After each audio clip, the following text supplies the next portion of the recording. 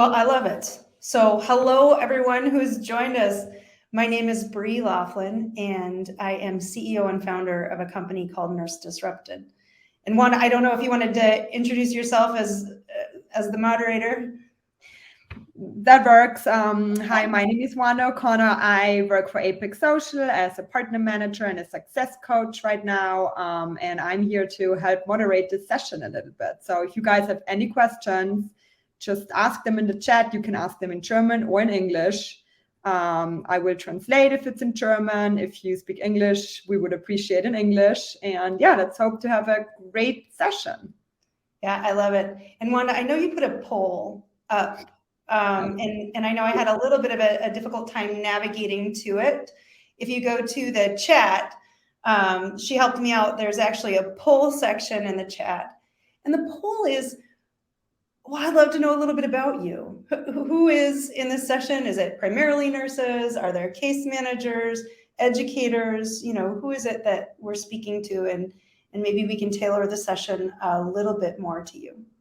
So for the next 25 or 30 minutes, I'd love to have a discussion. I'm going to tell you about my career because as it turns out, the clinical training and background that you start off with positions you really well for journeys that you never thought of and things that perhaps you're not learning about in your clinical programs in your career. So I'm going to share my screen and I'd like to tell you a little bit about my nursing career as well as, and let me just fix that, will look much better if I share this way.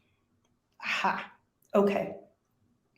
So I've been a nurse for 22 years and I graduated with my bachelor's in nursing in 2020 and I graduated with my master's in clinical informatics and patient-centered technologies.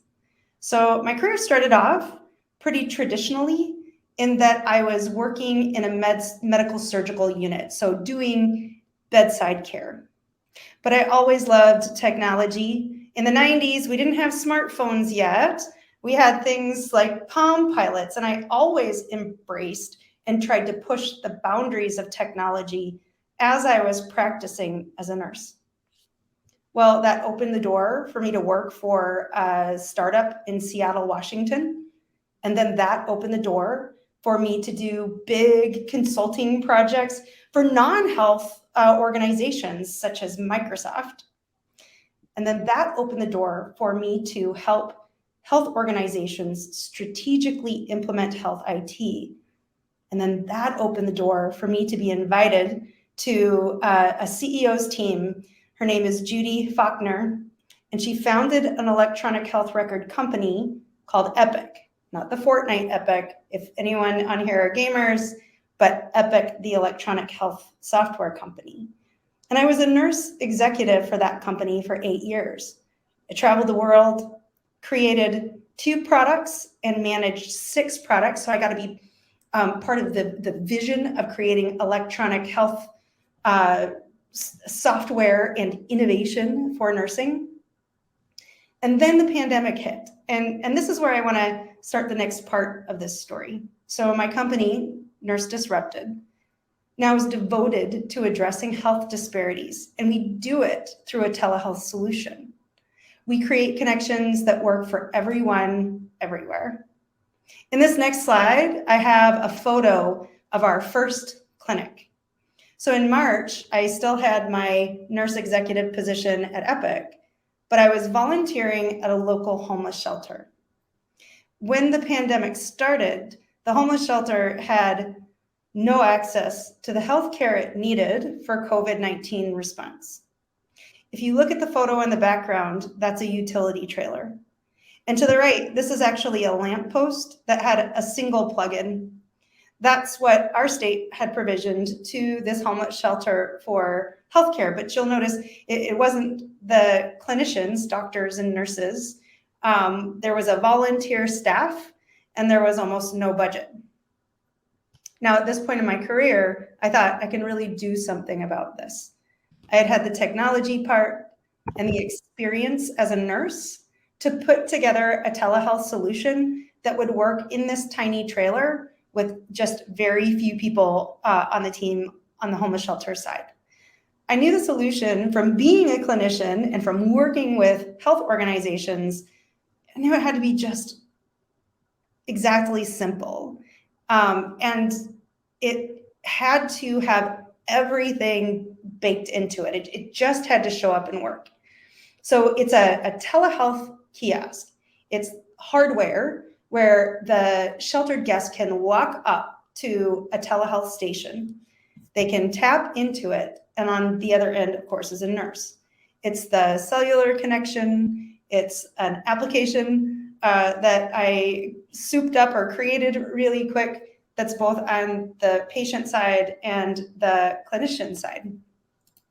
When the pandemic hit, our nursing students, I live in Madison, Wisconsin, think north of Chicago or just the middle of the United States.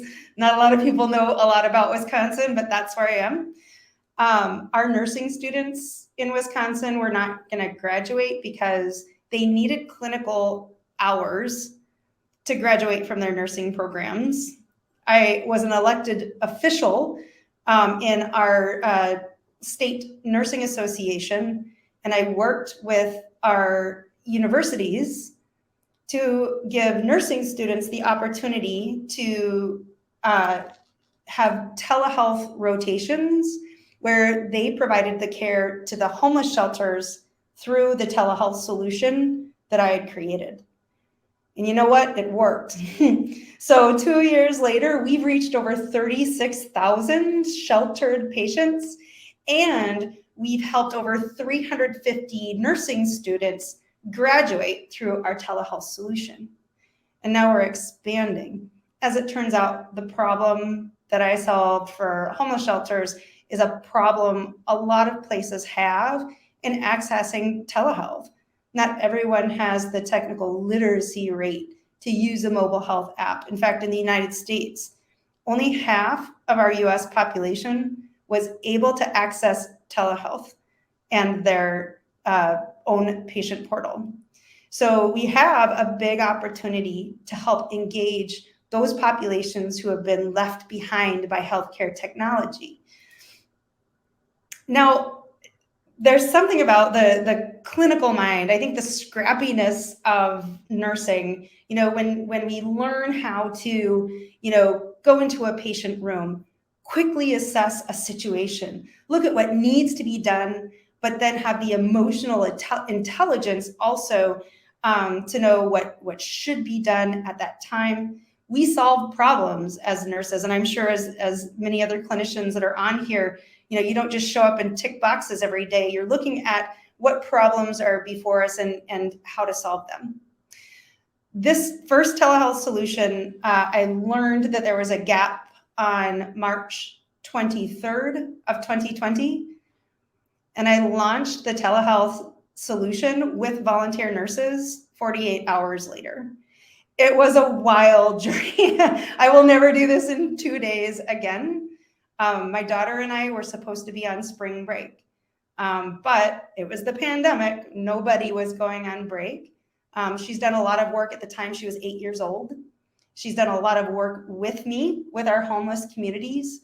And so the next 2 days was putting on my nursing hat and solving problems that needed to be solved in order to launch this telehealth program in a homeless shelter.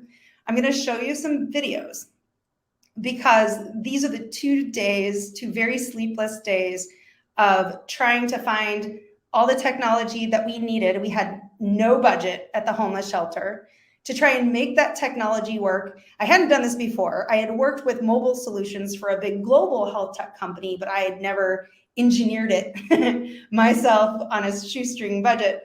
And then finally, there was this missing piece. When the pandemic hit, all of the thermometers had been sold out across all of the stores and online locations that we had access to. So I'm going to show you what it was like launching a telehealth program in a homeless shelter in 48 hours. So here's the first. Just leaving the campus and setting up our volunteer. Oh, let me try again. just leaving Epic Campus in setting up our volunteer virtual nursing for Porchlight. So thank you, Epic, for the tablets and the MiFi. And a couple of hours, we'll be getting things set up.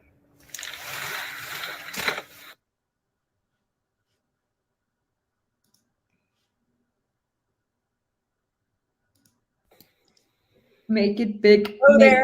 This is day 3 of it's not vacation quite for working me. And button. Setting up a volunteer virtual nursing program for Porchlight. Can you just open the video before you hit the play button, because then I think it extends over your screen. You're muted. Let's try it this way. Yeah.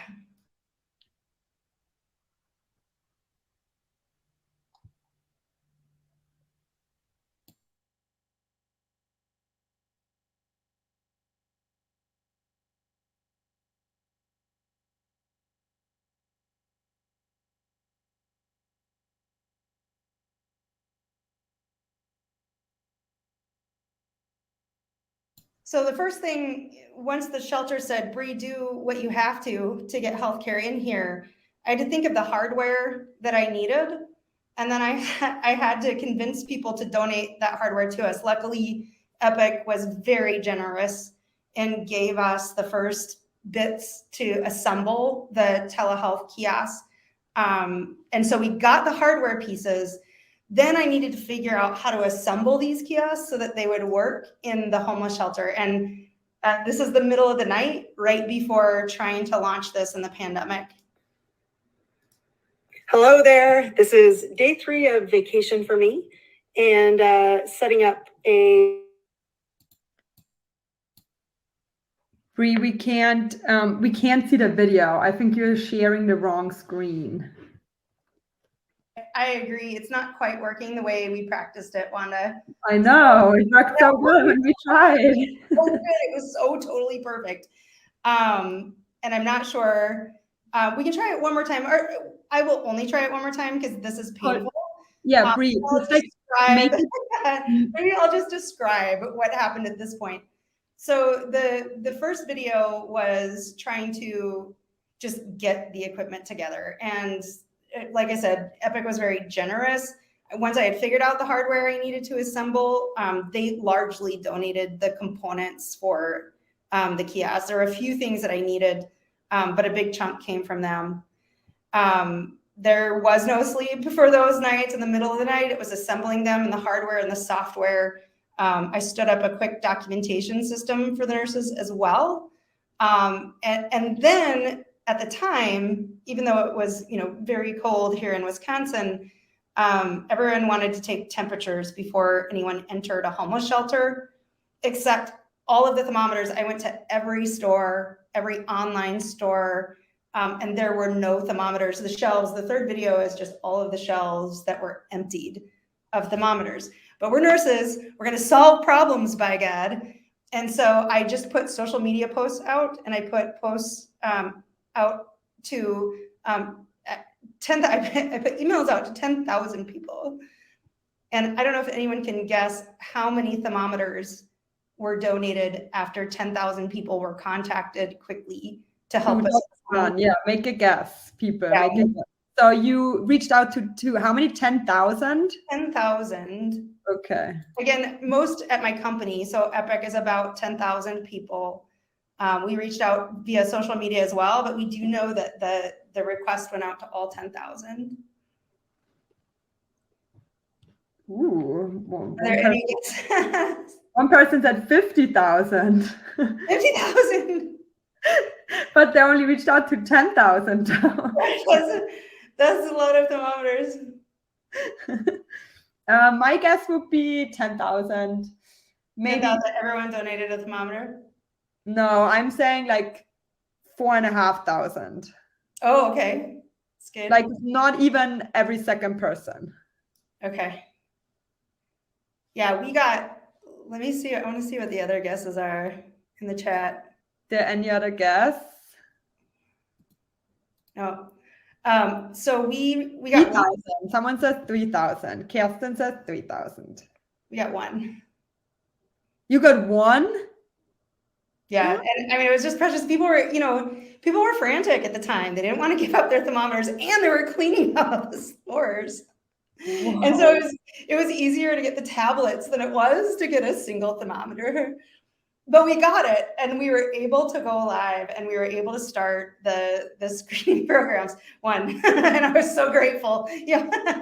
So, and I still talk to this person to this day because they're so great. Okay, so the past 2 years, we've been growing, and the barriers that we had to overcome to get telehealth into homeless shelters were that they don't have a staff. And so we had to do all of the workflow design for them. We had to assemble the hardware. Also, I created an app that had a patient-facing side as well as a clinician-facing side. For the patient, I tell this joke a lot, but I'm dead serious. I thought I was so smart by creating an app that had 4 buttons, and it was 3 buttons too many. So now my app for community sites for telehealth is a one-tap solution. You can tap anywhere on that kiosk, and you're going to connect to the clinician. For the clinician side, as providers, we have often several documentation systems.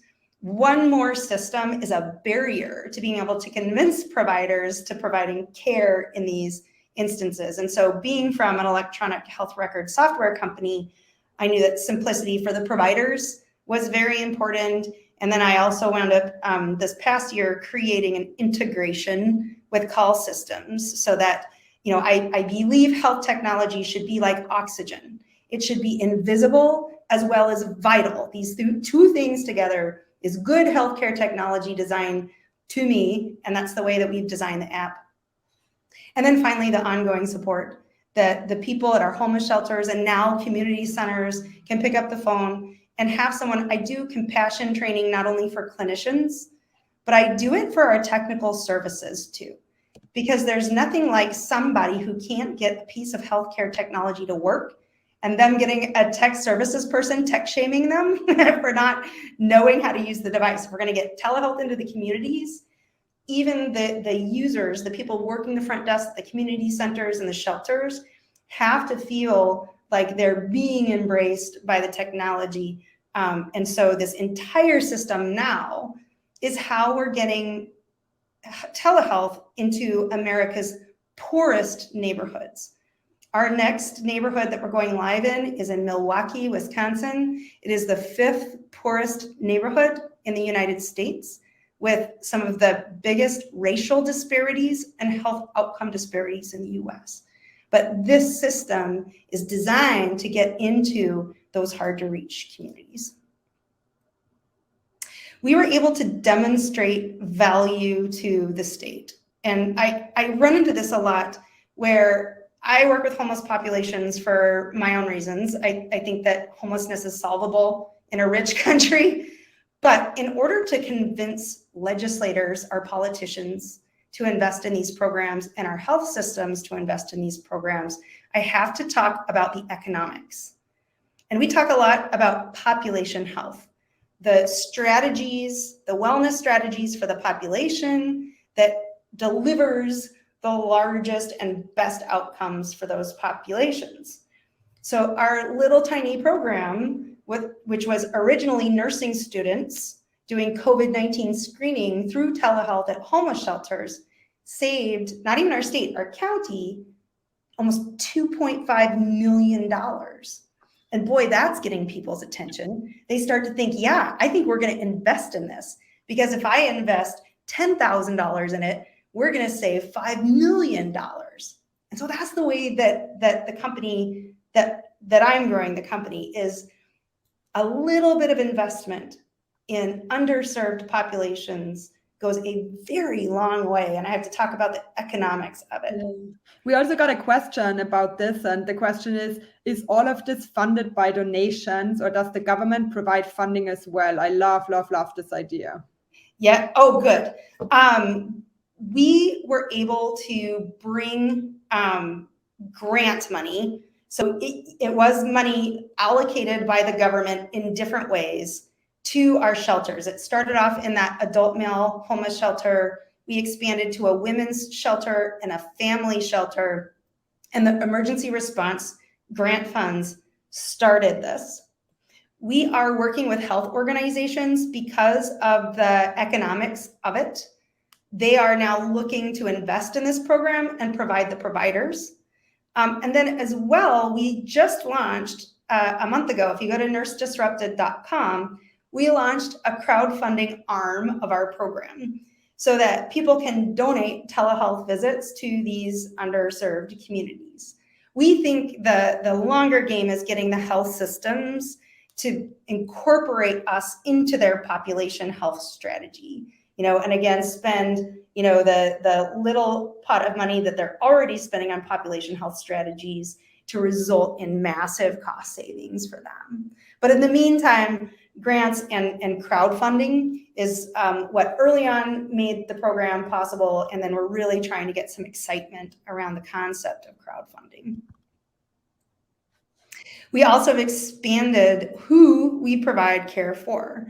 So our telehealth kiosks, we're a new company. We're 2 years old.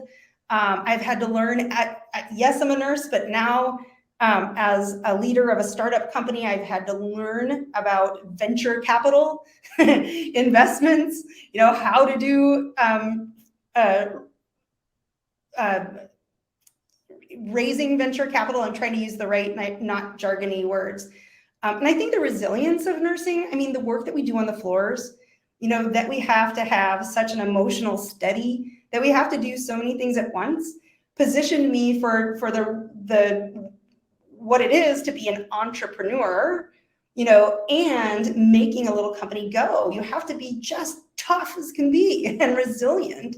And really, I think what you're doing in your clinical careers and working with people sets you up well for a business pivot, be it something like starting your own company, or just looking at your career in a broader leadership way and understanding that all of this foundational work that you're doing as a clinician actually is setting you up for broader dreams and positioning yourself really as a leader at large, not just in healthcare and in clinical settings. Yeah. I know I need to keep my eye on time. So now we're expanding beyond homeless shelters. We're in the communities, working on being in schools. We have rural health here in the US where we're far away from resources. And so now that problem we solved is solving problems for lots of folks. Nurse triage is our care delivery model of choice, which is a 10-minute assessment to help someone understand if they really need to go to the emergency department, which is tough on our homeless communities, or if there's over-the-counter self-care options that can be addressed. And I won't go, I know we're running out of time. I wanted to put a picture of that crowdfunding arm, which, thank you for that question. We launched this and we're proud and excited to try and put some fire around that. I'm also expanding what I can do in regards to our nursing shortage with the technology that we created. So with the way that I designed the app, with the hardware, it looks like we can actually help with things like virtual dual nurse medication verification. So for us, I don't know if this is similar, but in the hospital setting, there's some very risky medications that require 2 nurses standing there to sign at the same time. There's not enough nurses. So it's interesting, the development that I did just for telehealth in general actually is helping with healthcare organizations addressing the nursing shortage by way of using our kiosk to have a remote nurse verifying medications. So I'm running out of time. Lots to talk about. It's been really fun in the news. People have gotten behind us, including US News and World Report, Johnson & Johnson. I think that's because this was timely and needed. And I didn't want to lose this last slide. So nurses, clinicians, especially nurses, I just want to remind us all how the profession was born. The profession was born in the 1800s during the Crimean War, and not just Florence Nightingale. That's one person of 1,000 nurse entrepreneurs and innovators. There's Mary Seacole, who created the British Hotel in the 1800s. This was a nurse and a thought leader and an innovator. There is Lillian Wald, who in the US actually created social care for the most part in the early 1900s. She is credited with that. The American Red Cross, this massive US organization, was founded by a nurse. The company was started by a nurse named Clara Barton. Planned Parenthood was created by Margaret Singer. She was helping women with sex education. It was illegal. She went to jail for it. But she created this company in the US that just stood the test of time. There are thousands of examples of nurses who have provided new care delivery models, started companies, started agencies that have stood the test of time. So you are entering or in a profession, and I want you to just imagine yourself as you're developing as a clinician, as a leader, as somebody who's solving problems and has a career that can just take you anywhere. Wow. Okay. Yeah. That's super inspiring. We also got another question, and I'm like super interested in that too, actually. How many states have you been able to implement your service? That's interesting. Yeah. Right now, we are live only in Wisconsin, but we have sales negotiations happening from coast to coast. So the first year was proving we could do it. And this year has been then generating the contracts. And so hopefully have some great announcements in the next couple of months. It will go like this. I can feel it. Let's do that. Okay, are there any other questions? We have like a minute or two. Anything you guys want to know? Want to ask Bree?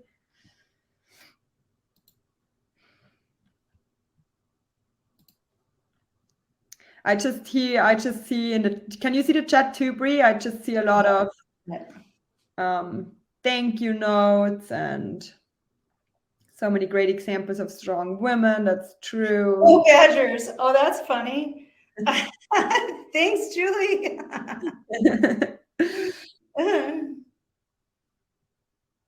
Great. Thank you, everyone. It's an absolute pleasure. Thanks for having me. It was really nice meeting you. Thank you so much for your contribution. I think people really, really liked it. Good. I'm glad. All right. We'll see you later.